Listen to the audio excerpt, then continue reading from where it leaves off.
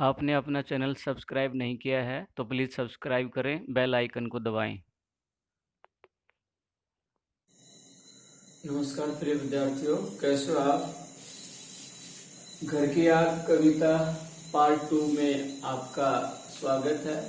भवानी प्रसाद मिश्र द्वारा रचित कविता घर की याद, जो कि 1942 में भारत छोड़ो आंदोलन के दौरान जेल प्रवास में उन्होंने ये कविता लिखी। तो इसका सेकंड पार्ट है, वो शुरू करते हैं। पांचवा मैं हूँ अभागा, जिसे सोने पर सुहागा, पिताजी कहते रहे प्यार में बहते रहे। प्रस्तुत काव्यांश में कवि अपने बारे में बताते हुए कहते हैं कि पांचवा मैं हूँ अभागा। अभागा कहा है, पांचवा कौन है? स्वयं कवि है। भवानी प्रसाद मिश्र स्वयं 5वें नंबर पर हैं और अपने आप को अभागा मान रहे हैं, दुर्भाग्यवान मान रहे हैं। क्यों? क्योंकि वह जेल में है। पांचवा मैं हूँ अभागा, जिसे सोने पर सुहागा, पिताजी कहते रहे प्यार में बहते रहे। पिताजी सभी भाई बहनों में मुझसे बहुत अधिक प्यार करते थे और मुझे सोने पर सुहागा का सबसे श्रेष्ठ मानते थे और बहुत अधिक प्रेम करते थे, प्यार करते थे। लेकिन मैं दुर्भाग्यवश जेल में हूँ। आज उनके स्वर्ण बेटे लगे होंगे उन्हें हेटे, क्योंकि मैं उन पर सुहागा धन बंधा बैठा हूँ अभागा।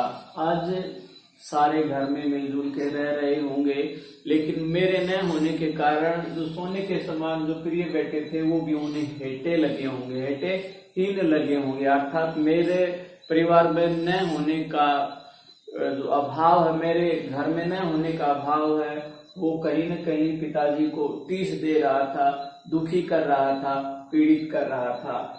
क्योंकि मैं उन पर सुहागा बना बैठा था, अभागा मैं जेल में बैठा था और इस अभाग्य के कारण, दुर्भाग्य के कारण मैं परिवार में शामिल नहीं हो सका, जिसके कारण मेरे घर में उपस्थित जो भाई बहन थे वो भी पिताजी को हीन लग रहे थे। भावार्थ है कि कवि को जेल में बैठे बैठे अपने घर के प्रत्येक सदस्य की याद आ रही है और जो पिताजी उस समय अनुभव कर रहे थे उनको कवि है वो आंखों ही आंखों में और उनको स्मृति में पटल के ऊपर बार ही बार तैर रही हैं।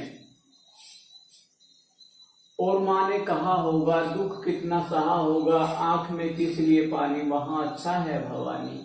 और पिताजी को इस प्रकार से देख करके माँ ने पिताजी को सांत्वना दी होगी, प्रेरित किया होगा, ढांढस बधाई होगी कि और माँ ने कहा होगा दुख कितना सहा होगा।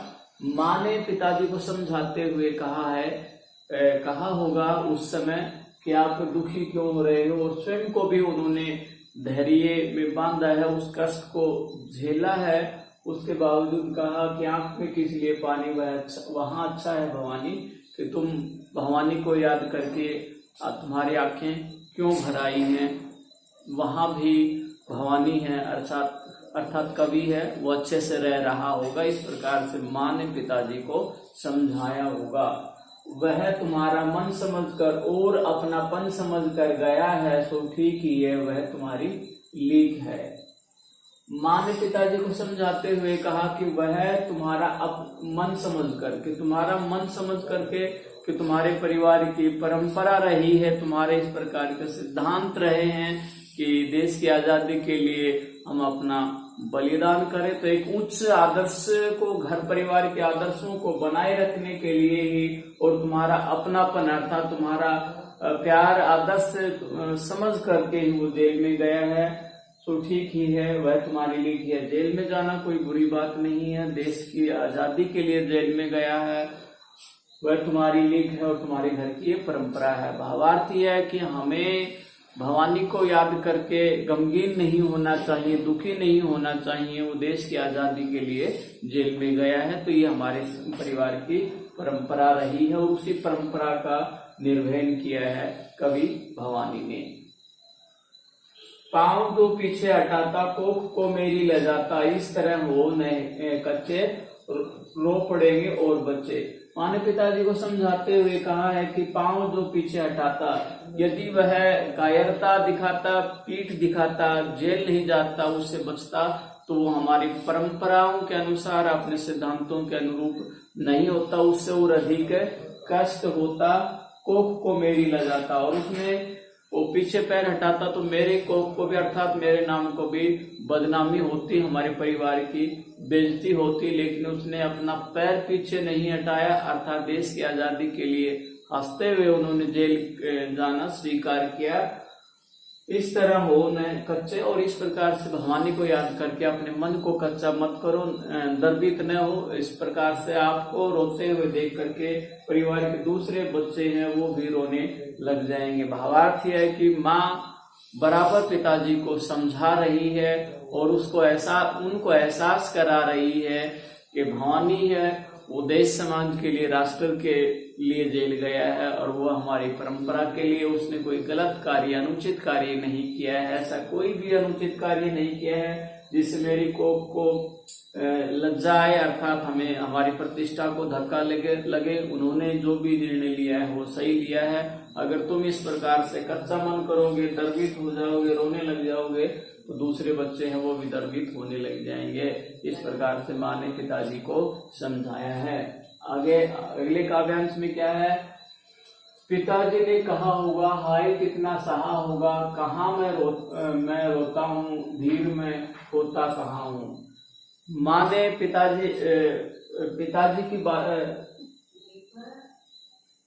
पिताजी को समझाया है, और पिताजी ने माता जी की बात को सुन करके उनको कहा है।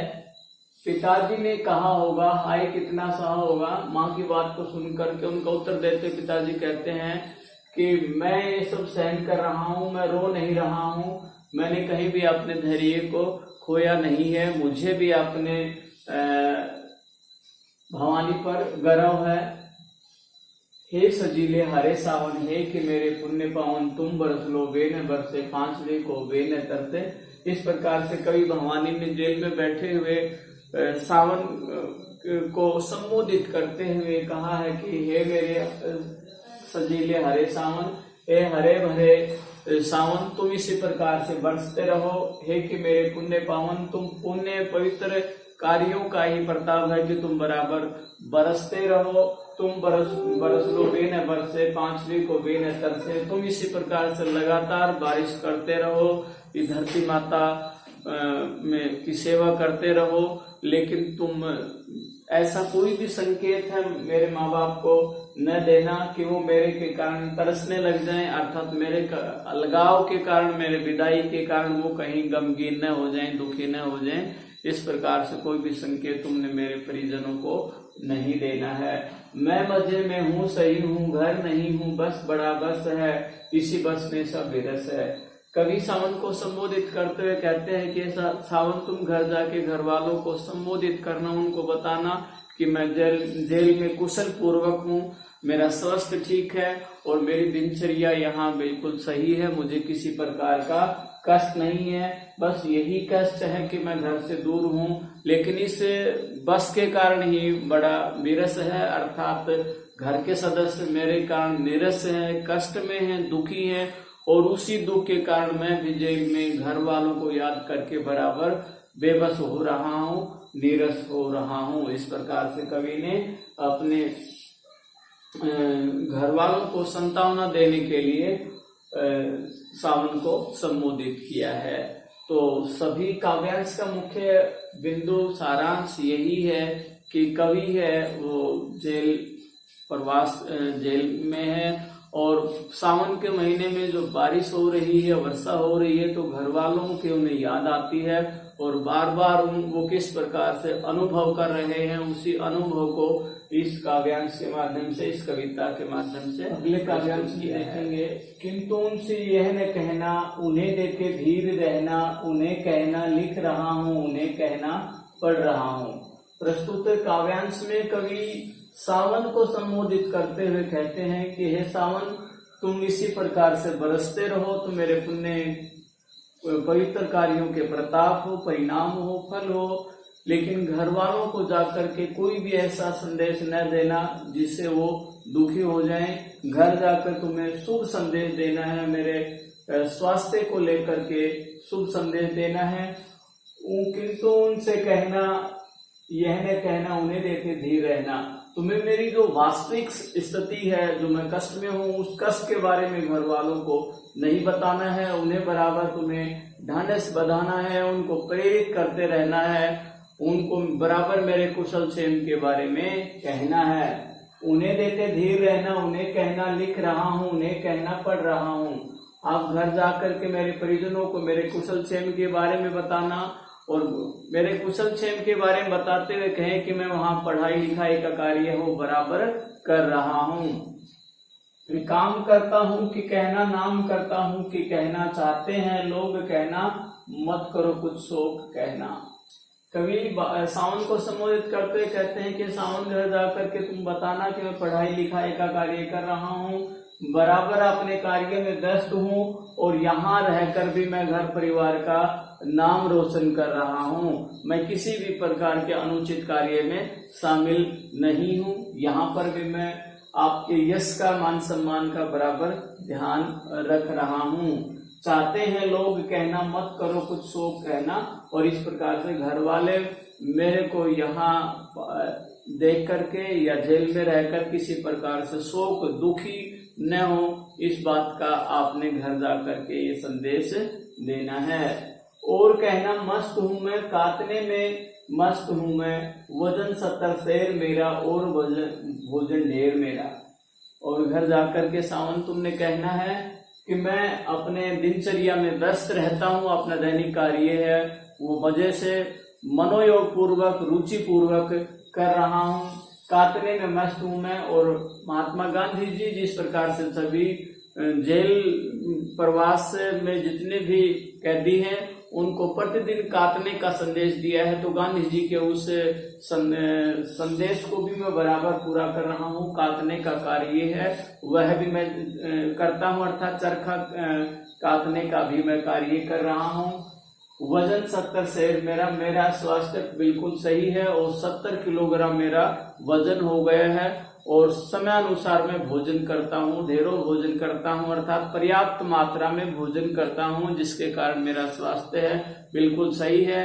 मेरा वजन है 70 किलोग्राम हो गया है। भावार्थ यह है कि कवि इस प्रकार का कोई भी संकेत नहीं देना चाहते जिसके कारण घर वाले उसे याद करके दुखी हों।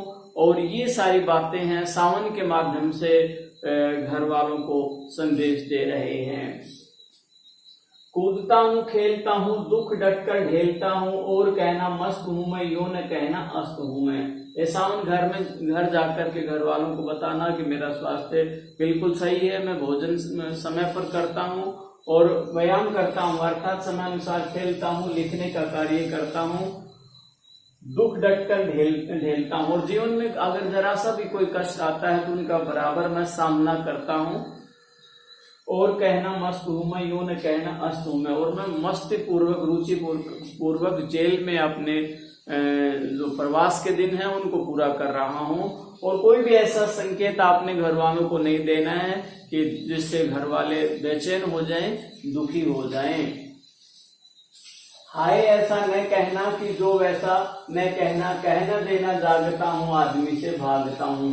कवि सावन को संबोधित करते हुए कहते हैं कि ऐसा कोई भी संकेत घर वालों को तुमने नहीं देना है कि मैं यहाँ बेचैन हूँ, व्यथित हूँ, मुझे अनेक प्रकार के कष्ट जेल यात्रा के दौरान हो रहे हैं। और ऐसा कोई भी संदेश न देना जिससे घर वालों को मेरे स्वास्थ्य को लेकर संदेह जागृत हो। उन्हें ये न बताना कि मैं दिन भर घर वालों को याद करके जागता रहता हूँ, बेचैन रहता हूँ, आदमी से भागता हूँ। और मैं इतना एकांकी हो गया हूँ, अकेलापन को मैं अनुभव कर रहा हूँ कि आदमी से भागता हूँ, अर्थात आदमी से बात करने से भी कतराता हूँ। ऐसा जो मेरी जो वास्तविक स्थिति है उससे घर वालों को जरा सा भी कोई संकेत नहीं देना है। इस बात का है सावन तुमने बराबर ध्यान रखना है। कहना देना मौन हूँ मैं, खुद न समझू कौन हूँ मैं, देखना कुछ बक न देना, उन्हें कोई शक न देना। और अंत में कवि हैं वो सावन को संबोधित करते हुए कहते हैं कि तुमने घर में जाकर के मेरे कल्याण के शुभ कार्यों के ही आपने समाचार देने हैं, संदेश देने हैं, मेरी जो वास्तविक स्थिति है कि मैं यहाँ मौन रहता हूँ, बेचैन रहता हूँ, मैं स्वयं को के बारे में ही नहीं पता चल रहा कि मैं कौन हूँ। अर्थात कवि हैं वो जेल प्रवास के दौरान घर वालों को याद करके बराबर दुखी हो रहे हैं और उस दुख का घर वालों को किसी प्रकार से संदेश देना नहीं चाहते हैं, इसलिए बार बार कवि हैं सावन को समझा रहे हैं कि कोई भी सत्य की बात उन्हें न देना, देखना कुछ बक न देना, अर्थात व्यर्थ की बातें हैं, अतिरिक्त कोई भी ऐसी बात घर वालों को नहीं बतानी है जिससे उनको संदेह हो। मैं बहुत ही सावधानी पूर्वक मेरे कुशल क्षेम की बात है मेरे परिजनों को बतानी है। हे सजीले हरे सावन तुम है कि मेरे पुण्य पावन, तुम बरस लो वे न बरसे, पांचवे को वे न तरसे। और अंत में कवि हैं सावन को संबोधित करते हुए कहते हैं कि हे सावन तुम इसी प्रकार से बरसते रहो, तुम मेरे पुण्य पवित्र कार्यों के ही परिणाम हो, तुम बरसते रहो, लेकिन मेरे घर वाले मेरे को लेकर तरसे न, बेचैन न हो और मुझे पांचवे को के कारण वो किसी प्रकार से भी दुखी न हो, पीड़ित न हो। इस प्रकार से सावन को कवि है संबोधित करते हैं। संपूर्ण कविता में कवि ने अपने जेल प्रवास के दौरान जो घर की स्मृतियां हैं, यादें हैं जो तैर रही हैं, उनको यहाँ इस कविता के माध्यम से उसका वर्णन किया है। साथ ही सावन को संबोधित किया है तो संबोधनात्मक शैली है। संपूर्ण काव्यांश में अनुप्रास अलंकार है। अनुप्रास अलंकार के साथ साथ में मानवीकरण अलंकार भी है कि सावन को उन्होंने अपने पवित्र कार्यों का परिताप कहा है, परिणाम कहा है और अपने घर के सारे सदस्यों का जो व्यक्तित्व है इस कविता के माध्यम से प्रस्तुत किया है। भाषा सहज सरल और प्रवाहमयी है और जो सारा जो काव्यांश है वो धारा प्रवाह के साथ साथ यथार्थ उससे पर आधारित है। मार्मिक इसमें कवि ने मार्मिकता के साथ अपने भावों को प्रकट किया है। तो ये संपूर्ण कविता हालांकि आपको बड़ी लगी होगी, लेकिन भाव यही है कि जब भी हम घर से दूर होते हैं, चाहे कहीं भी हों, जेल में हों, तो घर वालों के बराबर याद आती है और वह जो वियोग की अवस्था होती है हर किसी के लिए पीड़ादायक होती है, कष्टदायक होती है और ऐसे में भी कवि स्वयं धैर्य रखता है और अपने घर वालों को भी धैर्य रखने के लिए बादल के माध्यम से, सावन के माध्यम से उनको संबोधित करता है। तो मुझे पूरा विश्वास है प्रिय विद्यार्थी ये कविता आपने समझ में आई होगी।